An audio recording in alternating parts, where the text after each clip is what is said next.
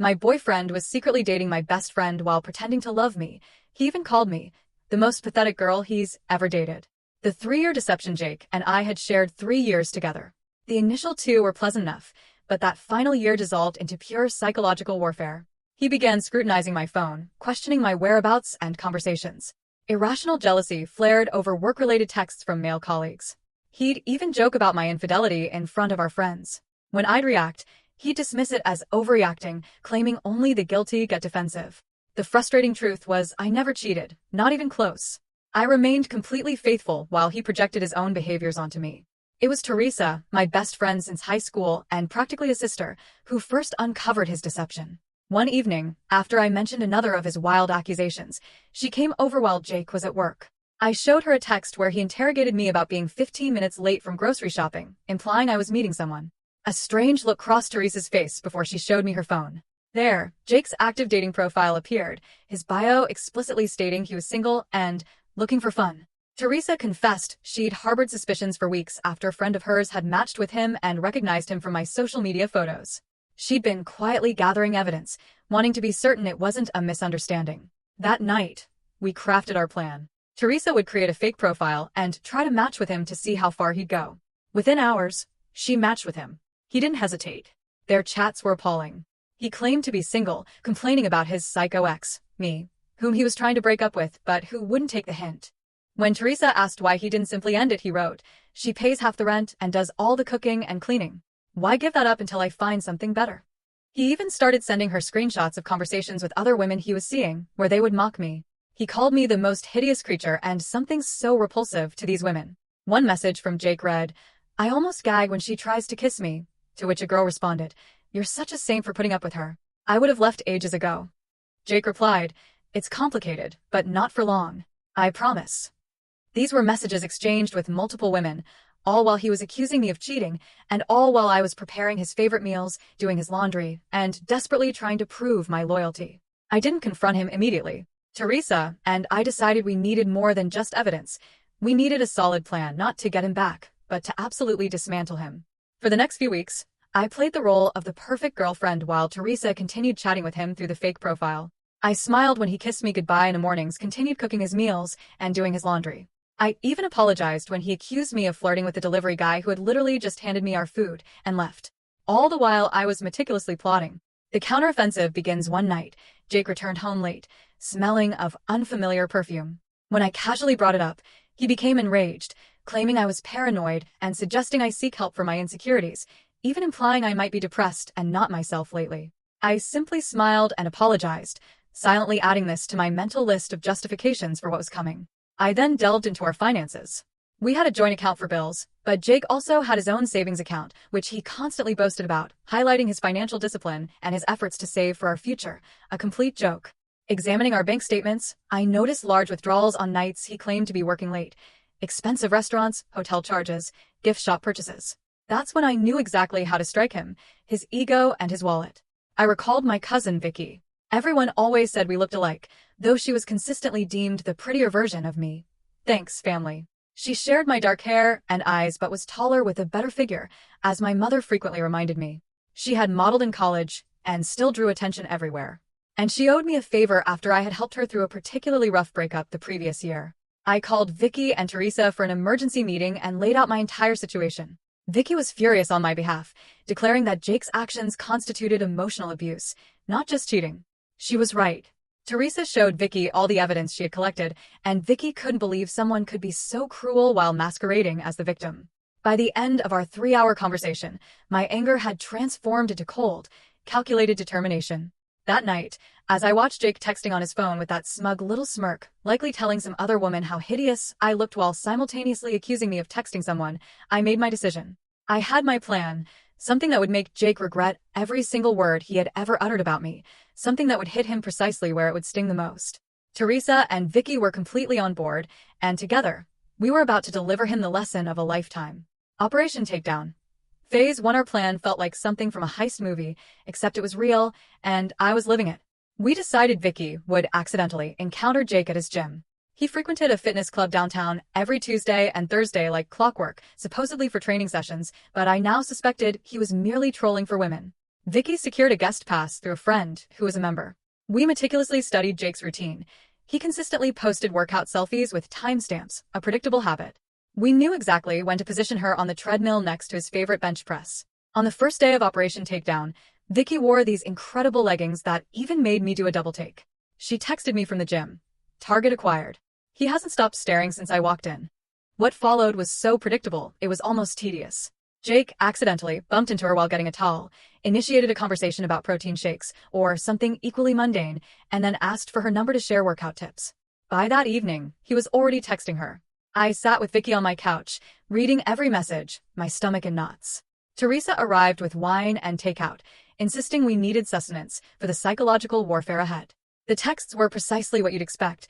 Compliments about her physique, questions about her relationship status, suggestions for grabbing a protein shake sometime. Here's the critical detail. Jake had no idea Vicky was my cousin.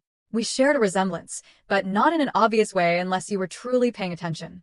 And Jake, it seemed, no longer paid any real attention to me. The plan was simple yet devastating. Vicky would date him, completely ensnare him, make him spend an exorbitant amount of money on her, and then, eventually, we'd expose everything. Meanwhile, I would continue playing the unsuspecting girlfriend, secretly relishing in watching him dig his own financial and emotional grave. Vicky and Jake had their first date 3 days later. He told me he had a work event that night. I kissed him goodbye, told him to have fun, and then immediately drove to Teresa's apartment, where we tracked the entire evening through Vicky's play-by-play texts. He took her to an absurdly expensive restaurant he had never taken me to, despite my hints about wanting to go there for our anniversary. Vicky reported that he ordered the priciest wine on the menu, boasted about his important job and his savings account. He even had the audacity to mention he was practically single and wrapping up a dead-end relationship. When Vicky sent us a bathroom selfie from the restaurant, I nearly gagged. It felt surreal, seeing my boyfriend on a date with my cousin while I sat on my best friend's couch, eating popcorn and plotting revenge. Teresa kept reminding me that it was all just further proof of what a scoundrel he was, and that soon, he'd pay for everything literally. Draining the wallet, one purchase at a time over the next few weeks, Jake became obsessed with Vicky. He started canceling our plans to see her, staying out later, and returning home with this smug expression, as if he harbored some amazing secret, all while Vicky reported every detail back to me and Teresa. The financial drain began subtly. Dinners, small gifts, concert tickets. But Vicky was strategic. She'd casually mentioned some jewelry she liked while they were passing a store. The next thing I knew, Jake was dropping $500 on earrings to impress her. She'd talk about a weekend getaway spot she'd always wanted to visit, and suddenly Jake was booking hotels and making plans. The best part? Vicky would accidentally leave these gifts at his place, claiming she didn't want to lose them, but in reality, so he couldn't ask for them back later. Then she'd bring them straight to me. I now had a collection of expensive jewelry, designer bags, and even a watch he bought her. All purchased with money he claimed he was saving for our future. As for the trips and experiences, Vicky had a system. She'd get Jake to book everything on his credit card. Then she'd invent some excuse for why she needed cash for her half, which he'd immediately refuse, eager to impress her. After the weekend, she'd Venmo me her fund money from Jake's cash. Sometimes I'd use it for myself, but mostly I'd split it with Teresa and Vicky for what we called our revenge fund.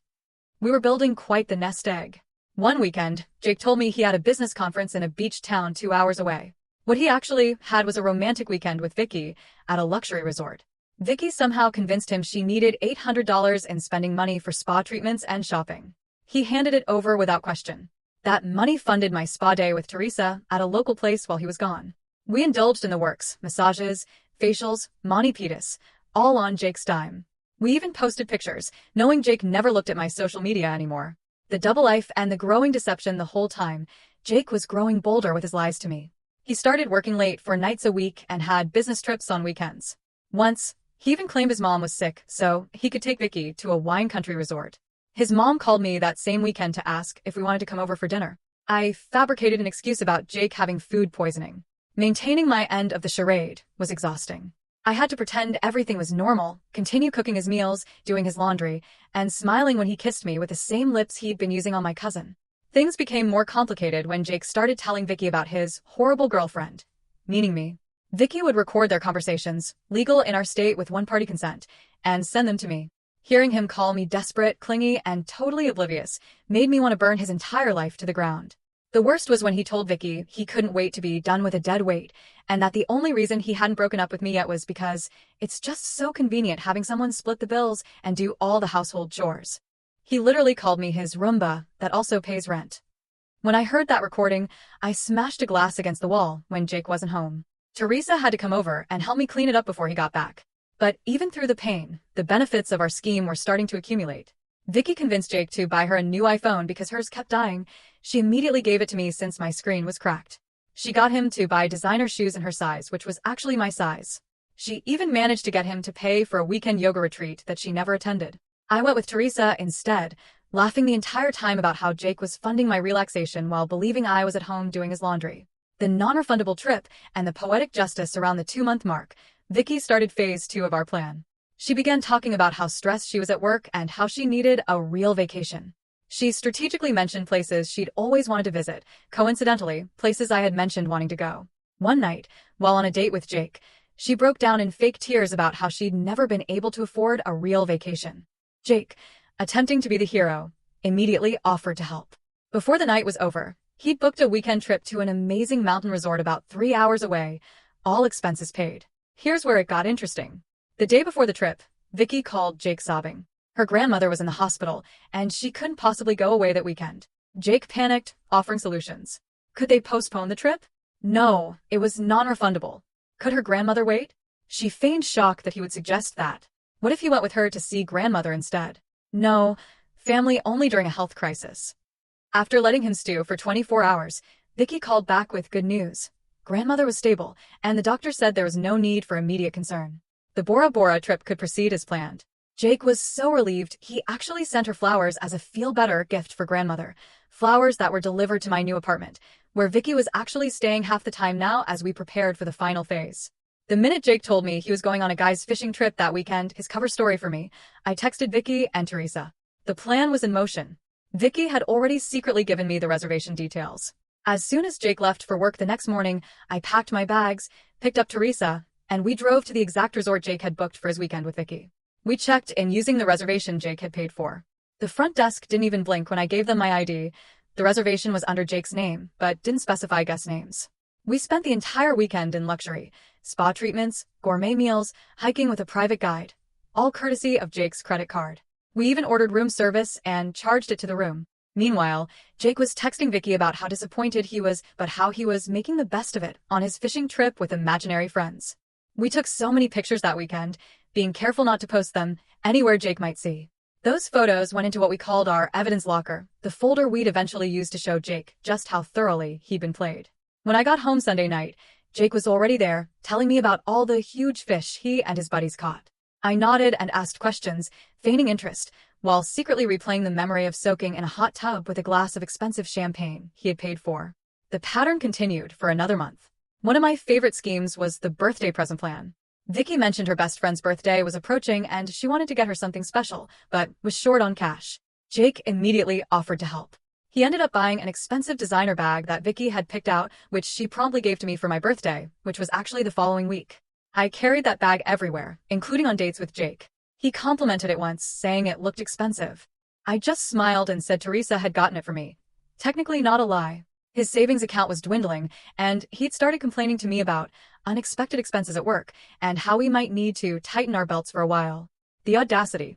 The ultimate betrayal and the marriage proposal. Meanwhile, things between Jake and Vicky were progressing more seriously from his perspective. He started talking about introducing her to his friends, maybe even his family. Vicky skillfully deflected, always keeping him at that perfect distance, close enough to keep spending money on her, but not so close that their relationship would move forward in any meaningful way. What Jake didn't know was that we were building up to something significant. Vicky had started planting seeds about a luxury vacation she'd always dreamed of taking, some tropical resort with private bungalows over the water, places where rooms cost like $1,000 a night. Jake predictably took the bait, started looking at options, trying to figure out how to afford it. That's when we discovered he'd been moving money from our joint account into his private one to fund his double life. Money that was supposed to be for our bills, our future. He'd been stealing from me to romance my cousin. Finding those transfers was like being punched in the stomach all over again, but it also made me more determined than ever to finish this. As the 3rd month of our scheme concluded, Jake was planning this extravagant vacation, draining his savings account for deposits and buying new luggage and ridiculous tropical outfits. Little did he know it was all leading to the final phase of our plan. But we weren't quite ready to spring the trap. Not yet. We had at least 1 more month of making him pay, literally. The best part? He had no idea what was coming. He still thought I was completely oblivious, still cooking his meals and doing his laundry like the perfect girlfriend, still believed Vicky was falling for him as hard as he was falling for her. He still believed he was the one in control of the situation, but the control was all ours. And soon, very soon, he was going to learn just how badly he'd been played. The engagement ring and the escape plan month 4 of Operation Destroy Jake's bank account was when things got truly interesting. By this point, Vicky had Jake so completely under her spell that he'd started getting sloppy with his lies to me. He'd work late, but forget to text that he wouldn't be home for dinner. He'd leave receipts in his pockets that I'd find while doing laundry. Once, he even called me by Vicky's name when he was half asleep. I had to bite my tongue so hard I tasted blood. Meanwhile, our revenge fund had grown to almost $4,000 in cash from all the money Vicky had extracted from him and shared with us. Teresa had benefited, too. We'd take turns with the spa packages and restaurant gift cards Vicky would coax out of him. One night, Jake came home looking stressed. He sat me down for a serious talk about our finances. Apparently, he was experiencing some temporary cash flow issues and needed me to cover more of our shared expenses for a while. Could I possibly pay the full rent next month instead of just my half and maybe handle utilities, too? He promised he'd pay me back once his work bonus came through. I almost lost it right there. This man was spending thousands on my cousin while asking me to cover his basic living expenses. But I kept my cool, nodded sympathetically, and agreed to help out. What choice did his oblivious girlfriend have? As soon as he left the room, I texted Vicky and Teresa. Phase escalation starts now. The next day, Vicky called Jake in tears. Her car had broken down and she needed $600 for repairs ASAP. Jake, despite having just told me he was broke, somehow found the money within hours. Vicky took the cash, thanked him profusely, and then split it with me and Teresa. We went shopping while her perfectly functional car sat in my apartment complex's guest parking. But the real gold mine was the tropical vacation planning. Vicky had convinced Jake to book this ridiculously expensive resort in Bora Bora. Jake was struggling to come up with the money, but Vicky kept sending him pictures of the place, talking about how it would be the most romantic week of their lives. I watched from the shadows as Jake started selling things to fund this trip. His prized vintage guitar collection that he'd never let me even touch sold on eBay, the expensive watch his grandfather left him pawned, his crypto investments he was so proud of liquidated at a loss. All while telling me we needed to cut back on luxuries like my morning coffee and Netflix subscription. One night while Jake was in the shower, I checked his phone and saw he'd taken out a personal loan for $15,000. The absolute madness. Going into debt for a woman he'd known for less than 4 months, while telling his girlfriend of 3 years that we needed to economize. While all this was happening, I was quietly preparing my exit strategy. I'd found a new apartment with Teresa's help, affordable and with good security. I'd been moving my important documents and sentimental items there little by little. I'd started redirecting my mail to a P.O. box. I'd even opened a new bank account at a different bank where Jake had no connections. The stress of maintaining the charade was getting to me, though. Playing the supportive, oblivious girlfriend while watching Jake destroy his finances for another woman, even if that woman was my cousin working on my behalf, was exhausting. Some nights, I'd lie awake next to him, fighting the urge to scream in his face about what a pathetic, disloyal scoundrel he was. Teresa noticed I was struggling and suggested we treat ourselves to a mental health day, using some of our revenge fund money. We booked a day at an amazing hot springs resort about an hour outside the city. The irony, it was a place Jake had once promised to take me for our anniversary but claimed we couldn't afford. The day at the hot springs was exactly what I needed. Soaking in the mineral pools, getting massages, drinking champagne at 11 a.m., all while knowing Jake was at work, stressed about money, completely unaware that he was funding my relaxation. It felt like poetic justice. When I got home that evening, Jake was already there, which was unusual. He looked nervous, pacing around the living room. My heart dropped. Had he somehow found out about our scheme? But no, it was something else entirely. He sat me down and told me he'd been doing some serious thinking about our relationship. This was it. He was going to break up with me. After all these months of cheating and lying, he was finally going to end things so he could be with Vicky openly. I prepared my fake surprise face, already mentally rehearsing how I'd call Vicky and Teresa the minute he left to tell them we needed to accelerate our timeline. But that's not what happened at all. Instead, this delusional man got down on one knee and pulled out a ring box, an engagement ring. He started saying how he'd been distant lately because he was working through some personal issues, but had realized I was the one he wanted to spend his life with. That sometimes people don't appreciate what they have until they almost lose it. That he wanted us to start fresh. I was literally speechless. This was his plan, to lock me down with an engagement while continuing to see Vicky on the side, or was he planning to break things off with her? Either way, it was the most pathetic, desperate move I could imagine. The ring was tiny, nothing like what he'd once promised he'd get me someday. Clearly, his finances were in worse shape than I'd thought. I stood there frozen, my mind racing through options. If I said yes, it would buy me more time to extract maximum revenge. If I said no, the game would be over too soon. I did what any self-respecting woman in my position would do. I burst into tears, not entirely fake. They were tears of rage, and told him I needed time to think. That his distant behavior had hurt me deeply, and I wasn't sure if we could fix things. That I loved him, a lie, but needed space to consider his proposal. Jake was crushed but tried to hide it. He said he understood and would give me all the time I needed. He even suggested I go stay with my parents for a few days to clear my head. I almost laughed out loud. He was trying to get me out of the apartment so he could have Vicky over. I pretended to agree, packed a bag, and went straight to Teresa's place. The minute I arrived, I called Vicky and filled her in on this insane new development. She couldn't believe it either. What kind of psychopath proposes to one woman while actively planning an expensive romantic vacation with another? We decided to use this new situation to our advantage. Vicky would act especially needy and demanding in the coming days, really pushing Jake to his financial limits. Meanwhile, I'd string him along about the proposal, asking for time and space while actually using that time to finalize my escape plan.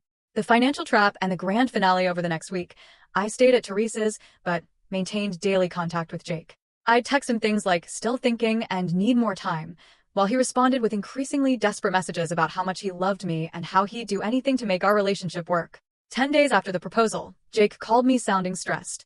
He needed to talk to me about something important in person. My heart raced. Had he somehow figured out our scheme? I agreed to meet him at a coffee shop the next day, then immediately called Vicky and Teresa for an emergency strategy session. We decided I'd wear a tiny microphone. Teresa had one from her journalism days, so they could listen from Teresa's car parked nearby. If things went south, they'd be right there to intervene. We also prepared a cover story in case Jake had somehow discovered what we were doing. What Jake wanted to talk about wasn't our scheme at all. It was money. He confessed he'd made some bad financial decisions recently and was in serious trouble. He'd maxed out his credit cards, taken out loans, and even borrowed from friends. He needed my help to get back on track. Specifically, he wanted me to take out a loan in my name to consolidate his debts. He promised he'd pay it back, that it would only be temporary. He even suggested it could be the first step in our life together, proving we were a team who helped each other through tough times. I sat there stunned at the audacity. This man had spent thousands on another woman, lied to my face for months, and now wanted me to go into debt to solve his financial problems he'd created by trying to impress my cousin. It took everything in me not to throw my hot coffee in his face. Instead, I told him I needed to think about it, that it was a big decision, that I was still processing his proposal, and this added a whole new complication. I could see the desperation in his eyes as I left, promising to let him know soon. The minute I got back to Teresa's car, we all burst out laughing. The sheer nerve of this man was almost impressive. Vicky immediately started planning the next phase. She would tell Jake she'd gotten an unexpected bonus at work and could now contribute significantly to their vacation. All he needed to do was complete the bookings, and she'd reimburse him for her share. Of course, that reimbursement would never come, but Jake didn't know that. Over the next few days, Jake secured the final bookings for their Bora Bora trip. He'd had to borrow money from his brother to cover the last few thousand, but it was done. All non-refundable, all booked under both their names. The vacation was scheduled to start in exactly 2 weeks. Their flights would leave on a Friday morning, which meant we had 12 days to execute the final phase of our plan, and Jake had no idea what was coming. No idea at all. The final countdown, those final 12 days before Jake's romantic Bora Bora getaway, LOL, were some of the most stressful and exhilarating of my life. We had everything planned down to the minute, but there was always the risk he'd figure something out or that Vicky would slip up somehow. Meanwhile, Jake was getting increasingly desperate about money. He kept texting me about that loan, saying things like, "I wouldn't ask if it wasn't important, and this is about our future together." The audacity of this man thinking I'd go into debt for him while he was planning a luxury vacation with another woman. I mean, technically it was my cousin working on my behalf, but still. I finally agreed to meet him for dinner to discuss our relationship and the loan situation. I chose this mid-range restaurant where we'd had our first date, partly for the symbolism and partly because I knew he couldn't afford anything fancier. At this point, I spent extra time getting ready, making sure I looked amazing, hair perfect, makeup flawless, wearing this red dress he'd always loved. When I showed up, Jake's face lit up with hope. He'd been worried I was going to end things, but my appearance suggested otherwise. We ordered food and made awkward small talk while he kept glancing at my left hand, noticing I wasn't wearing the sad little engagement ring he'd given me. Finally, I cut to the chase. I told him I'd been doing a lot of thinking about our relationship, about the future, about what I really wanted. His face got all serious and expectant. Then I dropped the first bomb. I told him I'd looked into the loan he wanted me to take out and could probably get approved for $25,000. The relief on his face was instant, like a drowning man spotting a lifeguard. He reached for my hand across the table, squeezing it while saying how much this meant to him, how he'd definitely pay me back, how this proved we were meant to be together. I smiled and said there was just one condition. I needed access to all his financial records before taking out the loan, bank statements, credit card bills, everything, just so I could understand exactly what I was getting into. His face froze. I kept my expression innocent, like this was a perfectly reasonable request from someone about to take on their partner's debt. He stammered something about how that wasn't necessary, that he'd handle all the repayments, that I shouldn't worry my pretty head about the details. I insisted, saying this was non-negotiable, that if we were going to build a life together, there needed to be complete transparency. Jake looked like he was going to be sick. He excused himself to the bathroom, taking his phone with him. When Jake returned to the table, he had composed himself. He agreed to show me his financial records soon, but said right now the most important thing was processing the loan application because he had some urgent deadlines. I nodded sympathetically while mentally adding this to the mountain of evidence of what a manipulative jerk he was. I told him I'd go to the bank on Monday, this was Friday evening, to start the application process. His relief was palpable. Little did he know I had zero intention of getting him a penny. Over the weekend, Jake was extra attentive and loving, bringing me coffee in bed, suggesting we watch my favorite movies, even cleaning the apartment without being asked. All while texting Vicky constantly about their upcoming trip, which was now just 9 days away. Monday morning came, and I told Jake I had an appointment at the bank. I dressed in my most professional outfit and left the apartment while he wished me luck. Where I actually went was to meet Teresa and Vicky at our new favorite coffee shop to finalize the details of our plan. When I got home that evening, Jake was waiting expectantly. I told him the bank needed more time to review my application, but that things looked positive. He tried to hide his disappointment and stress, but I could see his hands shaking slightly as he hugged me. The grandmother's crisis and the Bora Bora trap 4 days before the trip, Vicky played her ultimate card. She called Jake crying, saying her grandmother had just been hospitalized and she might need to fly home to see her instead of going to Bora Bora. Jake panicked, offering solutions. Could they postpone the trip? No, non-refundable. Could her grandmother wait? She feigned shock he would suggest that. What if he went with her to see grandmother instead? No, family only during a health crisis. After letting him stew for 24 hours, Vicky called back with good news. Grandmother was stable, and the doctor said there was no need for immediate concern. The Bora Bora trip could proceed as planned. Jake was so relieved he actually sent her flowers as a feel-better gift for grandmother, flowers that were delivered to my new apartment where Vicky was actually staying half the time now as we prepared for the final phase. 2 days before the trip, Jake was a complete mess. The bank, aka me, still hadn't approved the loan he desperately needed.